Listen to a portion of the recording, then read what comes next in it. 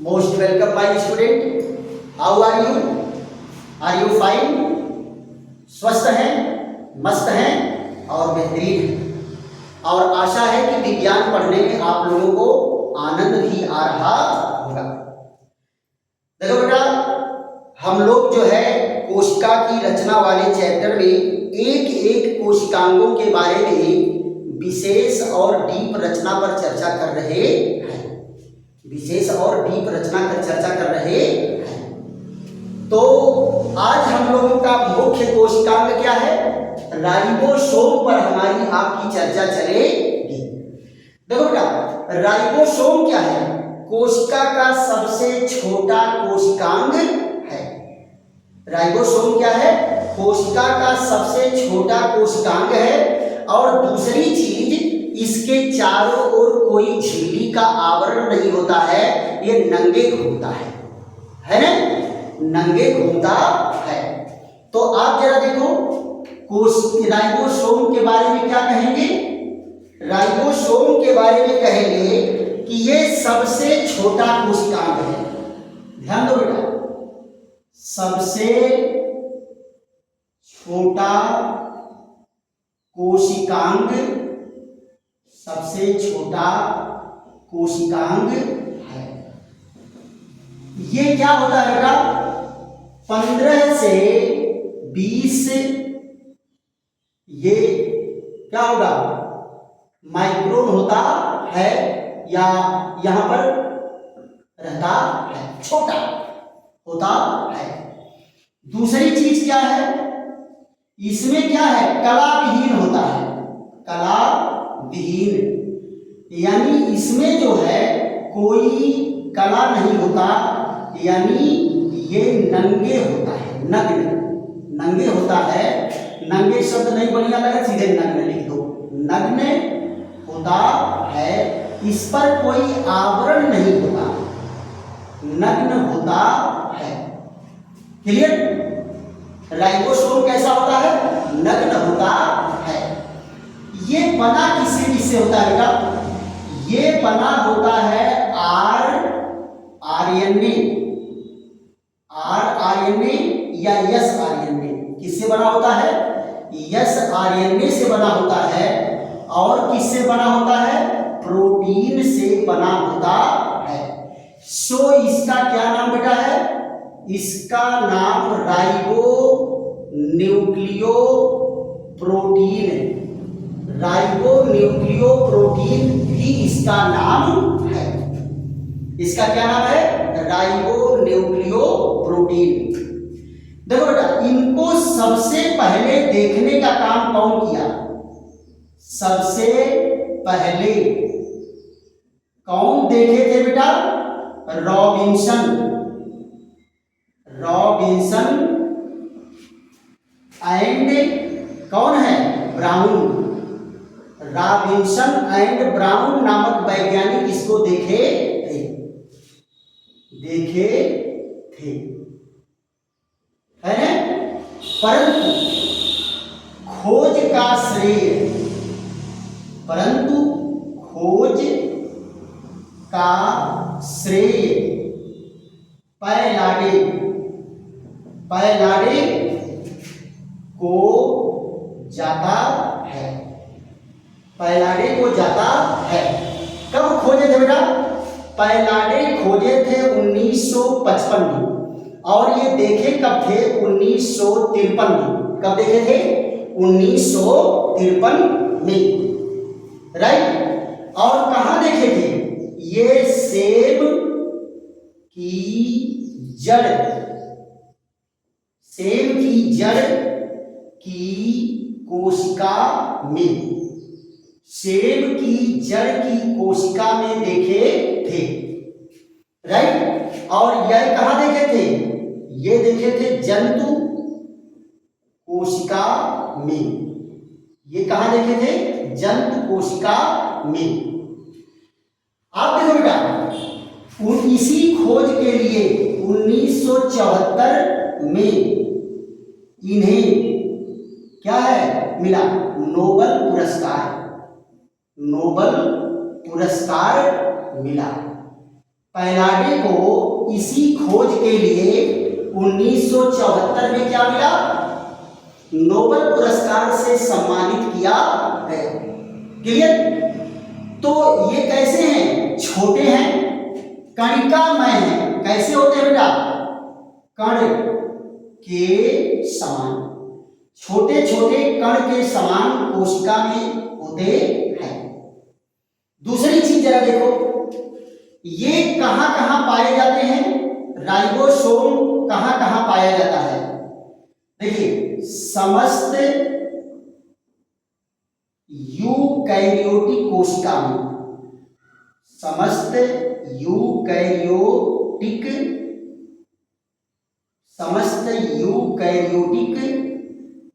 कोशिका में, समस्त यूकैरियोटिक कोशिका में पाया जाता है। क्लियर? समस्त यूकैरियोटिक कोशिका में किस प्रकार का पाया जाता है बेटा? 80S प्रकार का, 80S प्रकार का पाया जाएगा यूकैरियोटिक कोशिका में। फिर उसके बाद क्या है? ये कहां पाया जाएगा? प्रोकैरियोटिक कोशिका में, प्रोकैरियोटिक कोशिका में, प्रोकैरियोटिक कोशिका में। तो प्रोकैरियोटिक कोशिका में क्या पाया जाएगा? 70S प्रकार का पाया जाएगा। तो 70S प्रकार का ये कौन सा है? बड़ा है। ये साइज में कौन है? बड़ा है। और ये कौन है? साइज में छोटा है। तो आप जरा बताओ, प्रोकैरियोटिक कोशिका छोटा है तो छोटका में छोटका पाया जा रहा है, और यूकैरियोटिक कोशिका बड़ा है, वेल डेवलप है, तो वहां पर कौन पाया जा रहा है? बड़का वाला पाया जा रहा है, 80S पाया जा रहा है। अब आप जरा यहां देखो, 70S कोशिकाएं दोनों में पाई जाती हैं। यूकैरियोटिक कोशिका की कहां पाई जाती हैं? माइटोकॉन्ड्रिया,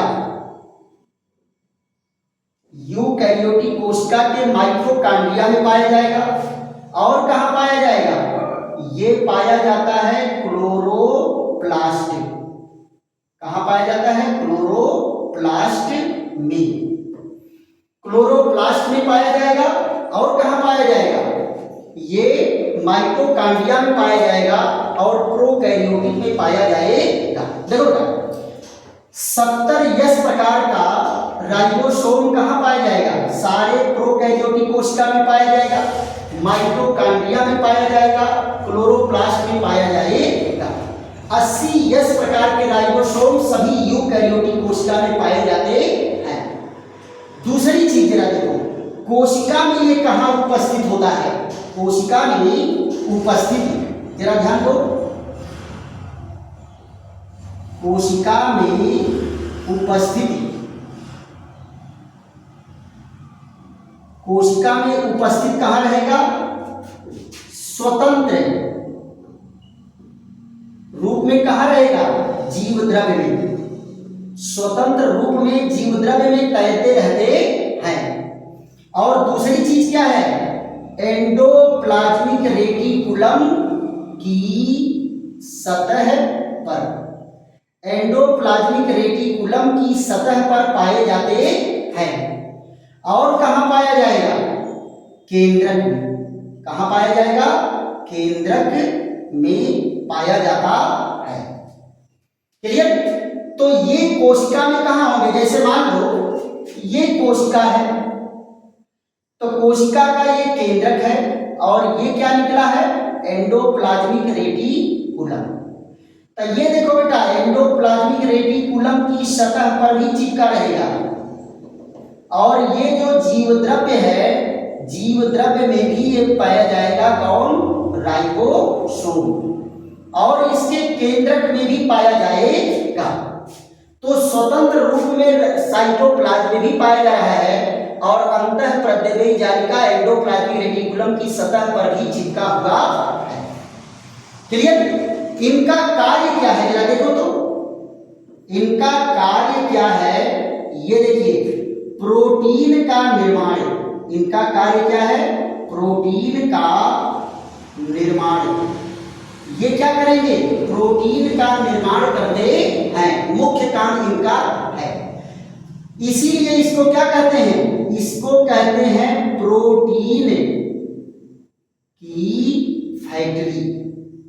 प्रोटीन की क्या कहते हैं, फैक्ट्री कहते हैं। प्रोटीन की फैक्ट्री है, राइबोसोम पर ही प्रोटीन का निर्माण होता है। तो आपको मैं बताया कि राइबोसोम कितने प्रकार के होते हैं, 2 प्रकार के, 80S और 70S, राइट। अब यहां पर बात ये आती है कि यहां यस क्या लिखा है, इस पर हम लोग चर्चा करेंगे और राइबोसोम की संरचना पर चर्चा करेंगे। तो इसका जरा स्क्रीनशॉट ले लीजिए, उसके बाद इसकी संरचना पर आ जाते हैं।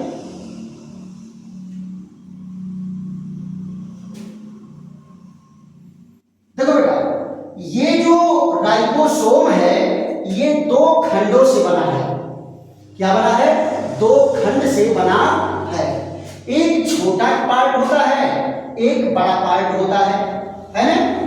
तो बड़ा पार्ट जो होता है वो क्या होता है, डोम शेप होता है, और छोटा जो होता है वो कैप की तरह से होता है।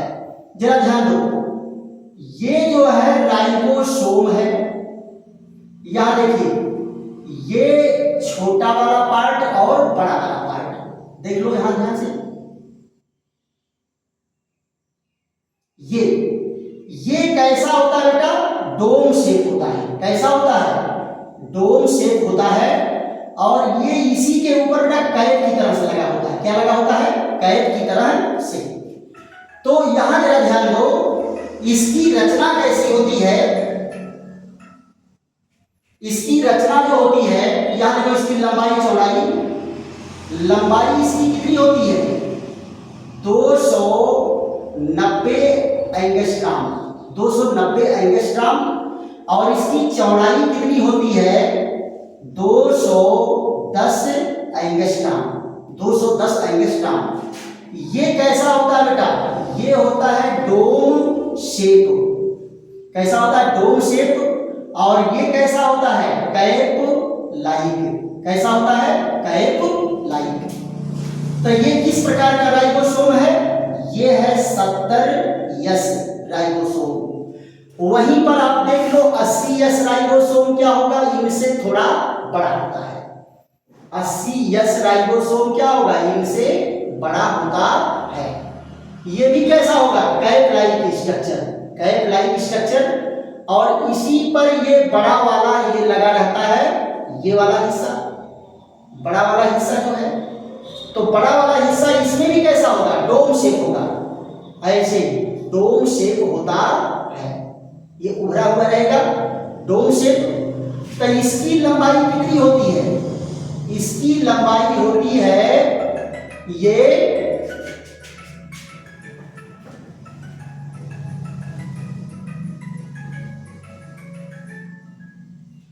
इसकी लंबाई होती है कितना, 300 से लगभग होती है, 300 एंगस्ट्रॉम के लगभग होती है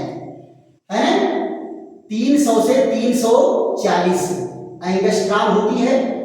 और ये क्या होगा बेटा, ये जो होता है ये 200 से 210 एंगस्ट्रॉम होता है, राइट। तो ये भी क्या है, ये भी है डोम शेप। कैसा है, डोम शेप। और ये भी कैसा है, कैप लाइक है। कैसा है, कैप लाइक। तो ये बेटा जो है दोनों राइबोसोम की कहानी हो गई कि ये दोनों राइबोसोम होते हैं। ये कहां पाए जाते हैं, इसका तो पहले बता चुके हैं, ये कहां पाए जाएंगे इनको भी पहले बता चुके हैं, राइट। अब आप जरा देखो, इन दोनों को जोड़ने वाला कौन होता है, इन दोनों को जोड़ने वाला होता है मैग्नीशियम आयन। अगर मैग्नीशियम आयन नहीं रहेगा तो ये दोनों नहीं जुड़ेंगे, और ये दोनों जुड़ेंगे नहीं तो इनसे जो है, यहां जरा ध्यान दो, इनको जोड़ने वाला कौन है, मैग्नीशियम आयन है। इनको जोड़ेगा कौन, मैग्नीशियम आयन। और इसी से जुड़ता है कौन, mRNA। अगर ये दोनों जुड़ेंगे नहीं तो mRNA जुड़ेगा नहीं, mRNA जुड़ेगा नहीं तो प्रोटीन बनेगा नहीं। लेकिन होता क्या है बेटा, कभी कभी क्या होता है, जब मैग्नीशियम आयन का कंसंट्रेशन बहुत ज्यादा बढ़ जाता है तो बहुत सारे राइबोसोम आपस एक साथ जुड़ जाते हैं। यहाँ देखो क्या है, बहुत सारे राइबोसोम आपस में जुड़ गए तो इसको क्या कहते हैं, पॉलीराइबोसोम।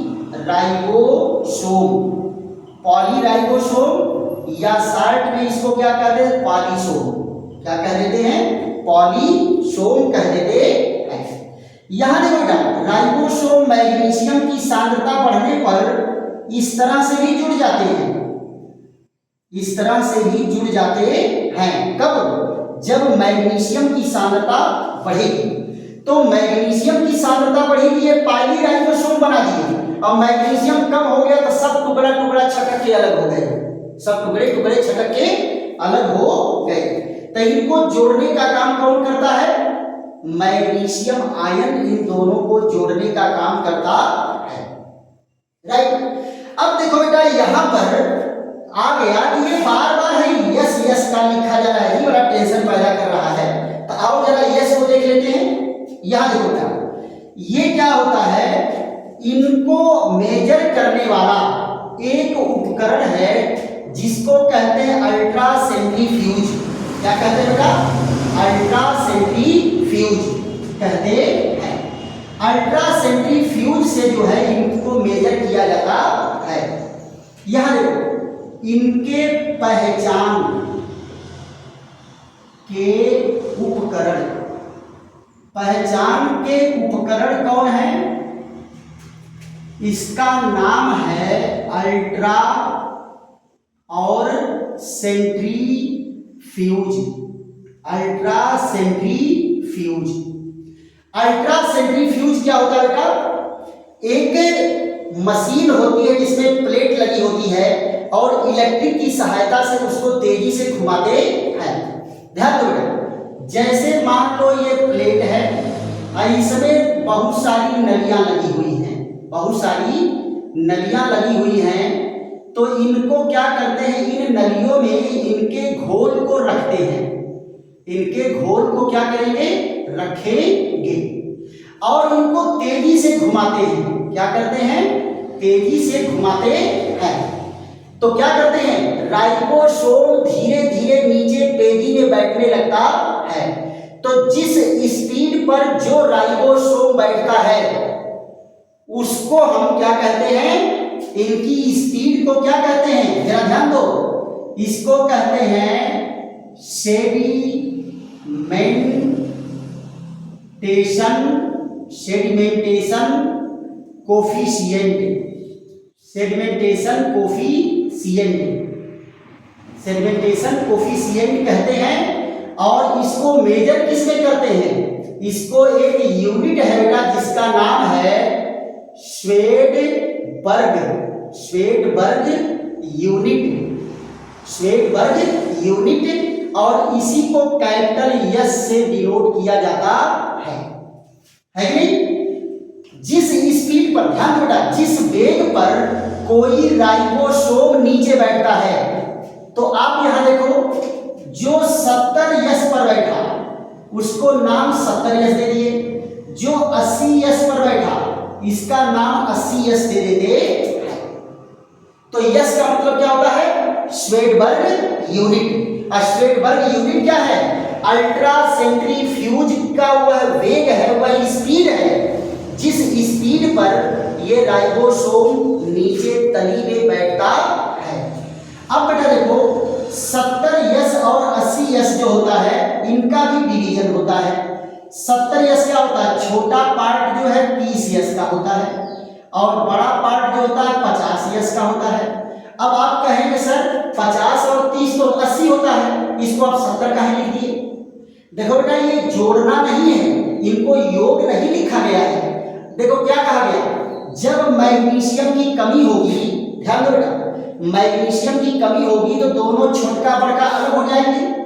ये छोटका वाला अलग हो गया, ये बड़का वाला अलग हो गया। तो ये क्या करेगा, 50 यस पर नीचे बैठेगा और ये 30 यस पर नीचे बैठेगा।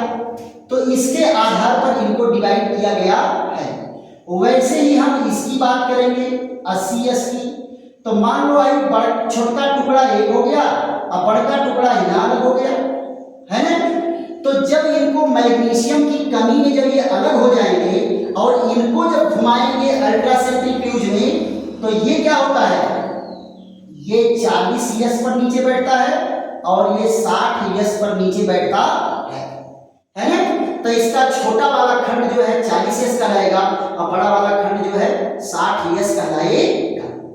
तो आशा है कि आप लोगों को यस का मतलब ही समझ में आ गया होगा कि सेंट्रीफ्यूज जो यहाँ पर अल्ट्रासेंट्रीफ्यूज उपकरण है, उस उपकरण की स्पीड है जिस स्पीड पर ये राइबोसोम नीचे पेजी में बैठते हैं, और इसकी यूनिट क्या होती है, श्वेडबर्ग यूनिट होती है, जिसको कैपिटल एस से डिनोट करते हैं। क्लियर। तो अगर बातें समझ में आ गई हैं तो बेटा खूब इसको 2 बार 4 बार देखो और उसके बाद इनका नोट बनाओ और नोट बना करके एक एक पॉइंट याद करते चलिए। क्यों? क्योंकि इससे आपकी कंपटीशन की भी तैयारी होती चलेगी। क्लियर। और अगर बेटा समझ में आ रहा है तो लाइक करो, शेयर करो, सब्सक्राइब करो, दोस्तों मित्रों को भी बताओ कि एक बेहतरीन जो है पढ़ाई का कार्यक्रम चल रहा है, सभी लोग इससे जुड़ने का प्रयास करें। चलिए फिर मिलते हैं ऐसे ही बेहतरीन वीडियो के साथ, तब तक के लिए विश्राम। थैंक यू, धन्यवाद।